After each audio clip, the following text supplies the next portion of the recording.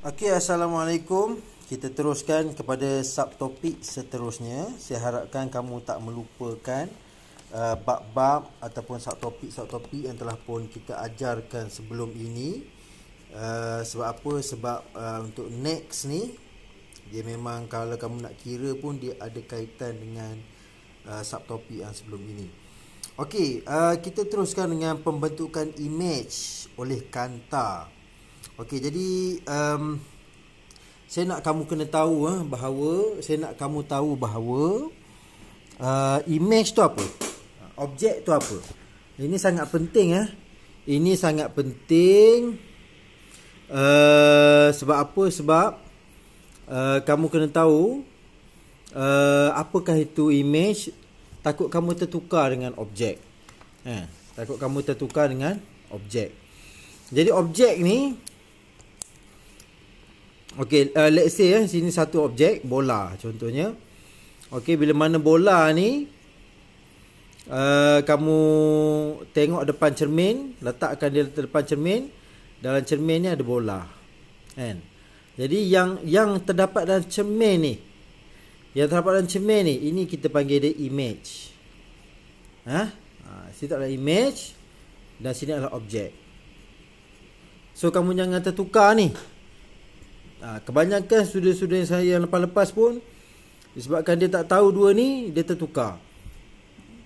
Padahal ini paling simple dan juga basic dalam pengetahuan ni lah, mengenai image Kantar ni. Ini kamu kena tahu, ini adalah basic. Sini objek, apa yang terbentuk dalam image atau dalam cermin ni, itu kita panggil dia image. Itu beza antara image dengan objek. Okey, jadi image ni bukanlah objek sebenar. Objek ni lah objek. Image ni dia punya gambaran dia lah, gambaran dia ataupun yang terbentuk disebabkan apa? Oleh cahaya. Okey, nanti kita akan tengok lebih mendalam, bincangkan lebih mendalam mengenai Kantar. Okey, apakah itu Kantar? Biasa kamu tengok Kantar yang dekat cermin mata kamu tu adalah salah satu contoh Kantar. Cermin mata yang kita pakai ni dia adalah Kantar. Kantar ni merupakan sekeping bahan lut sinar. Lut sinar ni maksudnya dia cahaya boleh melepasinya. Seperti kaca, perspek atau plastik, dan mempunyai dua permukaan yang sekurang-kurangnya satu permukaan melengkung. Kamu nampak? Ni melengkung. Dua-dua melengkung. Dua-dua melengkung pun ada juga. Okey, terdapat dua jenis Kantar utama. Dua jenis utama Kantar. Satu kita panggil Kantar cembung. Ni cembung. Ni cembung. Ni cembung. Dan ini kita panggil dia cekung. Jadi kamu kena beza. Nanti saya minta kamu tolong lukis dia punya gambar rajah cahaya, rajah cahaya dia ni kamu kena tengok. Dan kamu kena lukis dan sediakan kertas graf. Sebab apa? Sebab kalau kamu tak pakai kertas graf, mungkin salah dari segi kiraan dia. Nanti kamu tak dapat tengok dia punya rajah-rajah, image yang sepatutnya terbentuk. Kita tak dapat nak teka. Sebab apa? Kita tak menggunakan kertas yang sepatutnya lah. Okey. Jadi ini cembung. Ini cembung dan ini cekung. Dan ada eksperimen dalam buku teks kamu ni, yang mana dia telah lalukan daripada kotak cahaya ni. Dia telah lalukan cahaya. Dan kita tengok apakah yang terjadi pada cahaya bila dia melalui Kantar cembung. Okey. Kita tengok dia punya muka surat dan seterusnya. Okey, ini yang kamu tengok ni, ini adalah bagaimana terbentuknya titik fokus. Bila mana cahaya melalui Kantar cembung ni, dia akan terbentuk titik fokus di sini. Tapi berbanding kalau kita tengok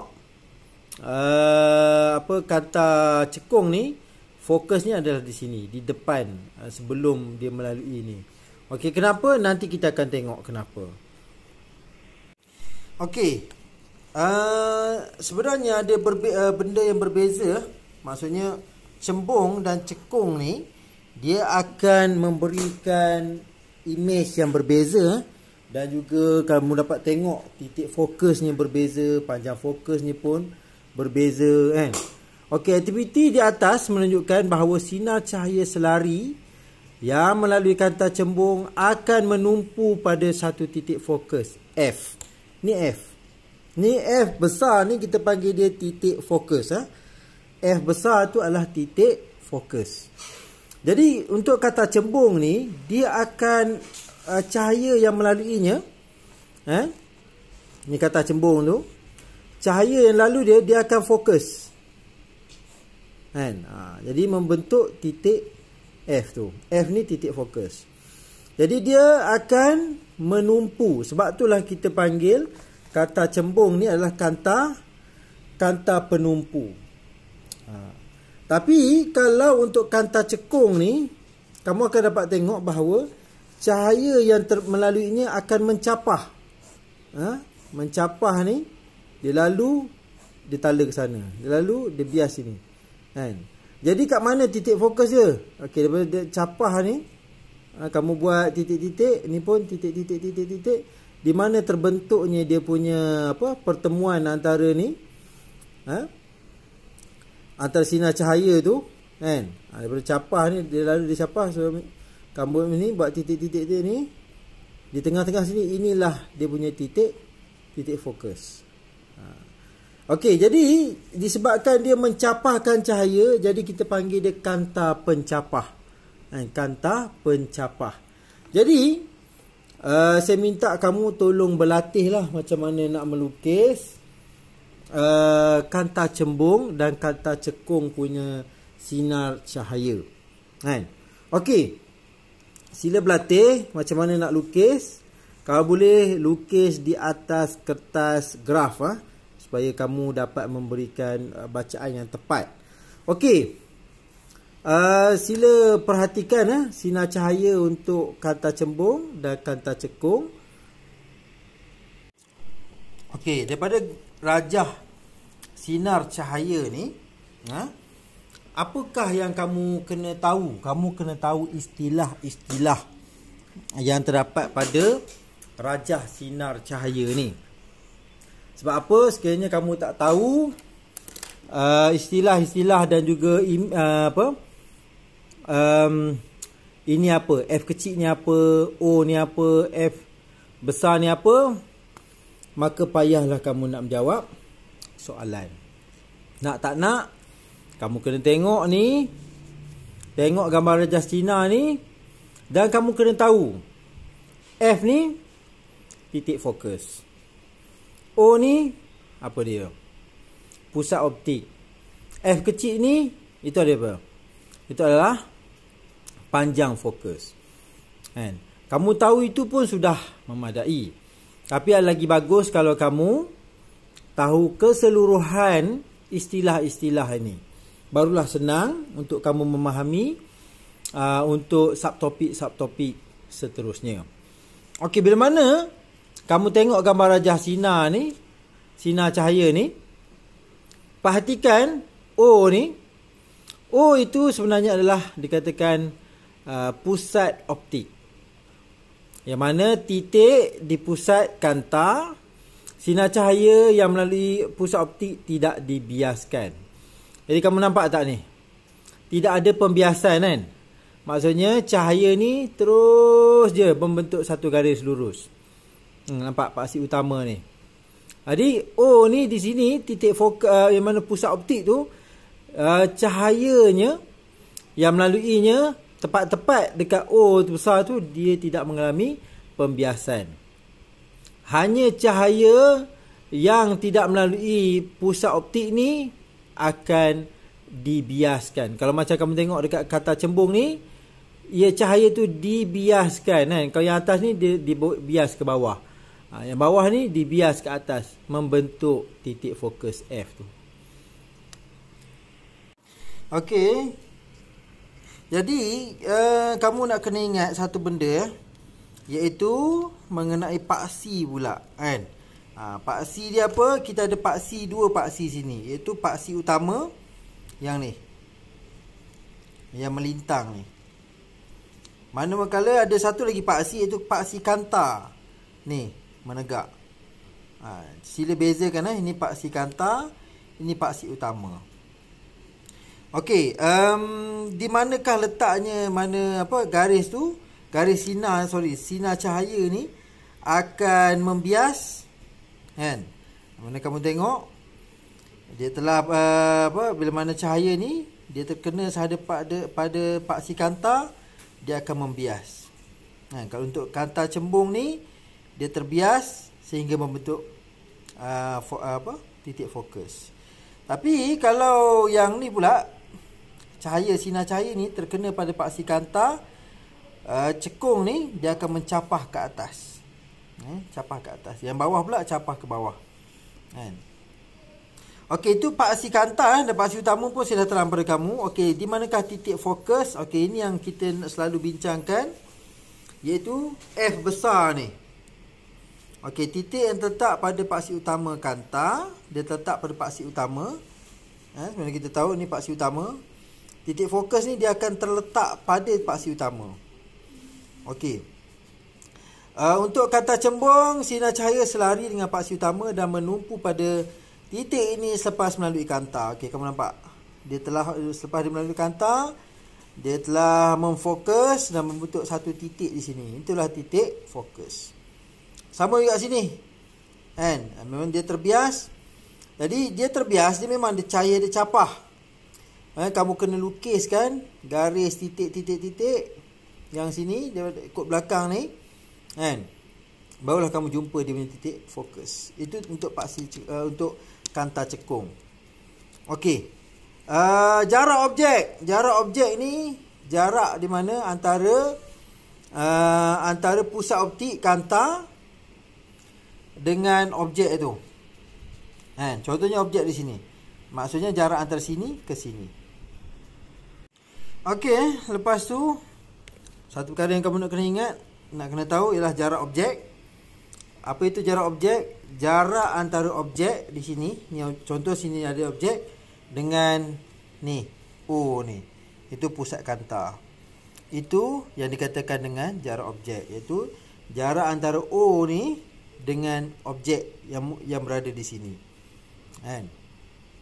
Jadi kemudian satu lagi apa dia? Itu jarak image lah. Jarak image, di mana terletaknya titik fokus tu di sini. Ni titik fokus, di sini akan terbentuknya image. Di sini akan terbentuknya image. Jadi image tu, daripada image ni ke O tu, itu yang dikatakan jarak image. Kemudian kita ada satu lagi, iaitu panjang fokus. Di mana letaknya titik fokus ni dia, ni titik fokus. Jaraknya antara titik fokus ni ke paksi kanta. Kita panggil dia sebagai panjang fokus. Jadi kamu nak kena tahu ni istilah-istilah ni, sebolehnya hafal lah. Sebolehnya hafal. Okey, kemudian dalam kamu punya buku teks ni, dia adakan satu eksperimen. Eksperimen dia macam mana? Dia letakkan kanta di sini. Di sini dia letakkan cahaya, ada sumber cahaya di sini, dan sini ada skrin putih. Dan kita nak tengok apakah image yang terbentuk dan sifat-sifat image tersebutlah. Bagaimana kita nak tengok nanti, disebabkan oleh panjang fokus yang berbeza, apakah bentuk image ni nanti, jarak image yang berbeza, jarak objek yang berbeza. Jadi apakah yang akan terbentuk nanti. Okey, jadi melalui lukisan ni, kamu belajar melukis rajah sinar ni, maka kamu akan tahulah kedudukan image, ciri-ciri image yang dibentuk.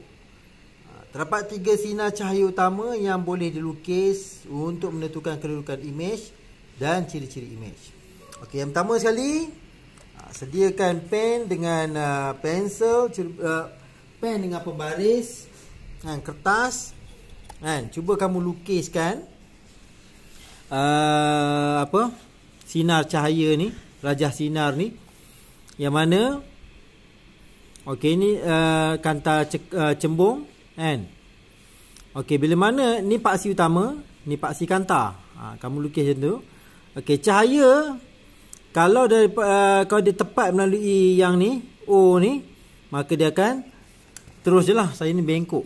Okey, ni kan, dia akan terus secara garis lurus lah. Okey, jadi begitu juga dengan berlaku pada kanta cekung lah. Sekiranya satu cahaya melalui O ni kan, titik fokus tu bukan titik fokus yang ni pusat ni, pusat optik, maka dia akan lalui dengan garis lurus sahaja. Okey, sekiranya cahaya sinar yang selari dengan paksi utama terbias kan, dia akan jadi macam ni. Bila mana dia terbias, dia akan, sinar tu akan memfokus dan terkena pada titik fokus. Jadi kamu kena berlatih melukis sebenarnya. Latih lukis. Okey, lukiskan paksi utama, lukiskan paksi kanta, buatkan paksi utama dan paksi kanta kan. Okey, paksi kanta. Dan apabila ada satu cahaya yang berselari dengan paksi utama melalui, dia akan terbias, membentuk ni satu titik, kita panggil titik fokus. Kena latih. Jadi saya minta kamu tolong lukis sekarang. Jadi kita kembali yang tadi, mana kita berlatih macam mana nak lukis kan. Pertama sekali kamu lukislah dia punya paksi utama. Okey, paksi utama. Kemudian lukiskan dia punya paksi kanta. Kemudian buatlah, okey, ini kanta cekung, contohnya ini ini kanta cembung. Okey. Bila mana kamu dah lukiskan dia punya pusat optik tu, pastikan kamu punya ni betul lah dia punya senggatan ni. Kan? Ni satu. Okey, ni dia punya paksi ni, maksud sini satu. Kan, follow betul-betul kalau boleh, ikut sentimeter dia biar samalah kan. Maksudnya sini 5, sini 4, 3. Okey, jadi bila mana sama macam ni, baru kamu nak lukis ni baru tepat lah. Contohnya ni. Okey, kenakan dia pada titik fokus lah kan.